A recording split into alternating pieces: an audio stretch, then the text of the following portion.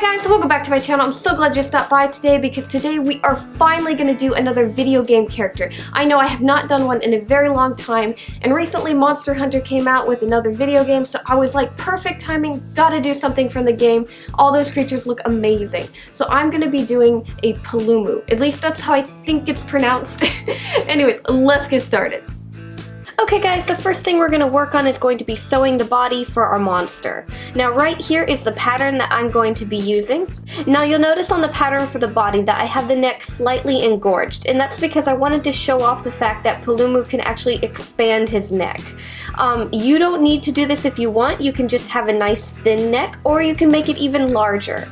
And then up here I have both patterns to make the wings and the legs. Now I'm going to use a really soft mink-like fabric for this monster, mainly because in the game he looks very soft and fluffy, and I wanted to show that off. Now the problem with using a very plush soft fabric is, one, it's kind of hard to sew with because it's so soft and stretchy, and then two, it's a little hard to draw your pattern out because it just kind of blurs on the fur. So to get around this problem, I drew out all my pattern pieces on a plain piece of fabric, and I'm going to sandwich 2 layers of fluffy fur fabric between this and another layer of plain fabric. As you can see, the pattern that you have is really easy to follow right now. It's not blurred or anything, and this fabric will keep it from sliding around in the sewing machine. So for sewing the legs, I'm going to sew down the front of it and the back, making sure to leave the top of the leg open along with the bottom of the leg.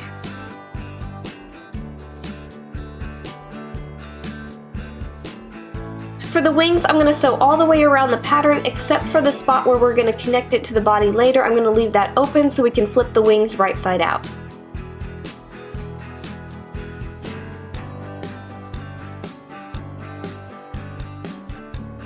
And then for the body piece, I'm actually only going to be sewing the neck and a little bit at the base of the tail. That way it holds together. I am not going to make the tail fluffy, and I'm also going to have to leave the sides open to connect the wings and the legs.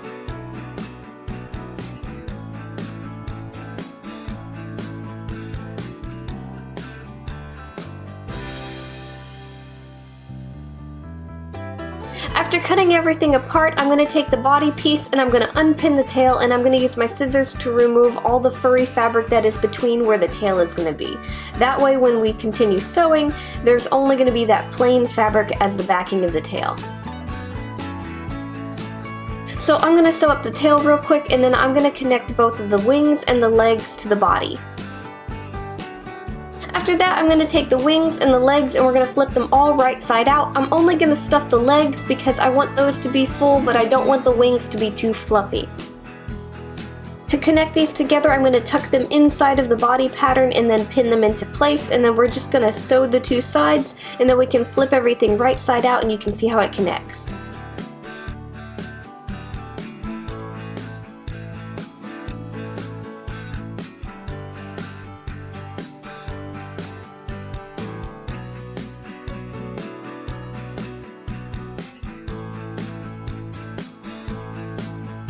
Now the last thing we need to do is finish the tail.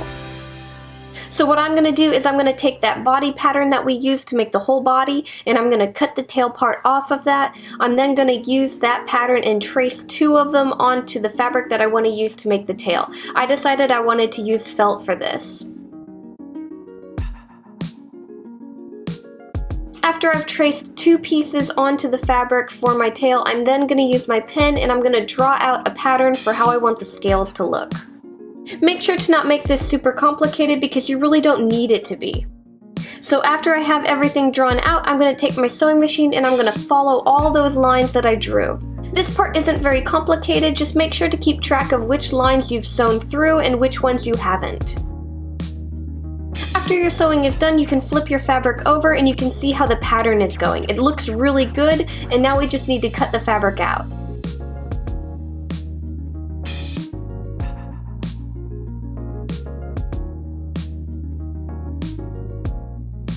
So what we're going to do with the fabric that we made for our tail is we're going to sew it to the base of the tail, 1 on each side, and then we're going to sew it all the way around the plain tail that we originally made.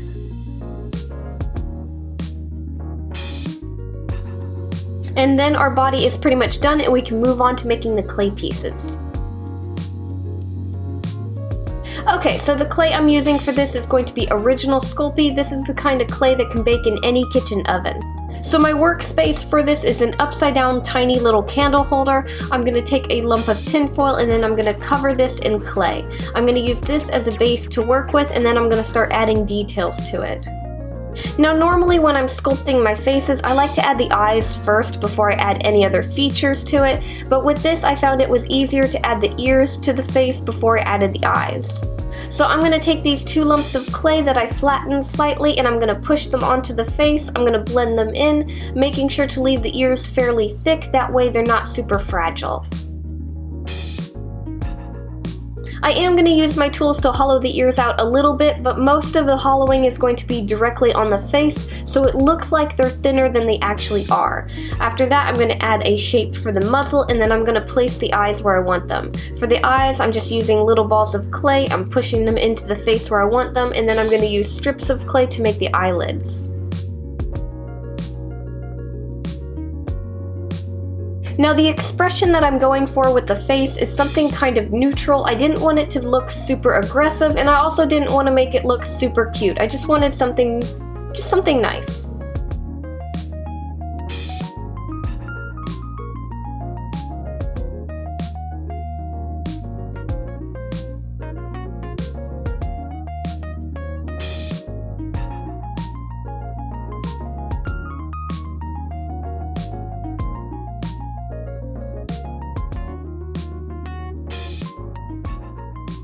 So after adding a few extra details like some fur textures and stuff to the face, I'm going to move on to making the feet.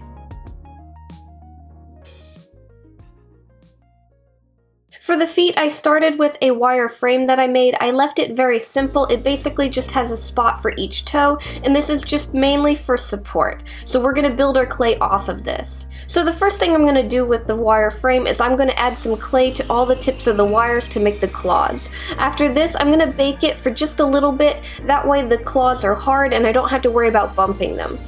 So I'm probably going to put this in the oven at 275 Fahrenheit for probably maybe 15 minutes. After that's done baking and has cooled, I'm going to start taking strips of clay and just covering the whole frame. Now one thing I like to do when I'm making legs or anything that needs to be kind of even, I like to leave them connected, that way I can go back and forth between the two and I can see the difference between them and I can make sure that they're as even as possible. Only problem with this is you are going to probably bump them once in a while. If you don't think you can handle working with 2 legs at the same time, just cut them apart and do them one at a time. After I have everything covered and I really like the shape of the foot, I'm going to start using my tools to decorate and do some detail to it. So I'm going to start with the bottom of the foot and I'm just going to use my tools to make some creases and different things like that, and then I'm going to move to the top of the feet and start sculpting in some scales.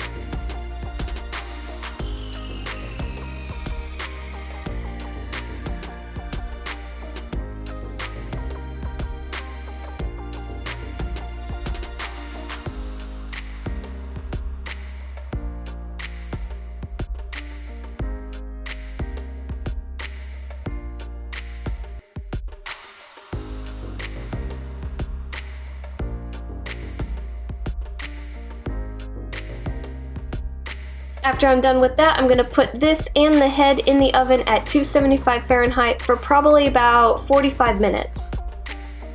After everything has finished baking and is cool to touch, we can start on the painting. So I'm going to start with the legs first and primer them with my black paint. I'm going to just cover the whole surface, making sure to get into all the cracks. After that's dried, I'm going to start painting all the scales a nice gray color along with the nails. I might add a few highlights here and there to them, but that's pretty much all I'm going to do with the feet, and then I'm going to move on to the face.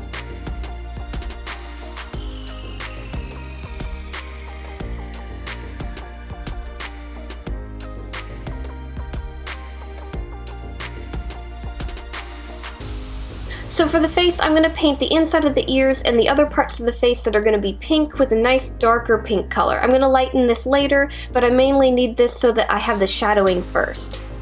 I'm also painting the fur that's going to be on the face a nice white color. So everywhere that's going to be white, I painted white, and everywhere that's going to be pink, I painted a nice pink. And that's pretty much how I primered the face. After that's dried, we can start adding details to it.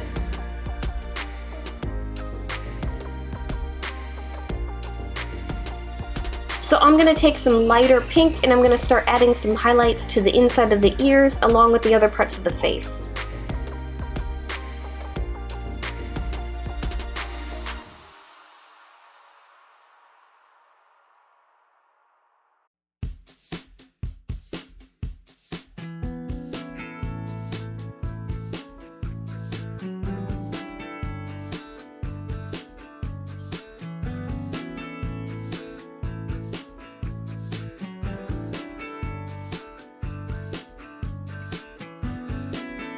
After I'm happy with how the face is looking, all I'm going to do is paint the eyes a nice black color, and then we're pretty much done with the painting.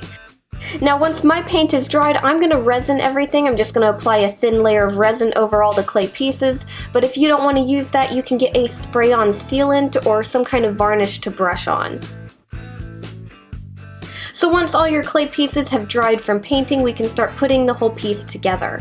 So what I'm going to do is I'm going to try and connect the clay pieces a little bit differently than I normally do. I wanted to try something new. So what I'm going to use is I'm going to use hot glue to hold it into place, and then I'm going to use this extra strength Elmer's glue to kind of clean up the edges. So the whole seam is actually going to be held together with the Elmer's glue, and the hot glue is just to hold it into place while the other glue dries.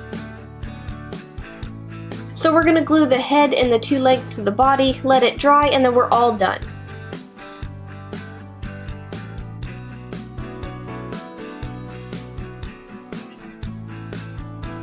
Okay guys, and that's how I made a Paolumu from Monster Hunter. I really hope you enjoyed today's project. If you have any other creatures from the game that you'd like me to make or do something with, let me know down in the comments section. I love seeing your guys' ideas. Anyways guys, thank you so much. Make sure to like, subscribe, do all that fun stuff, and I'll see you guys next time. Bye!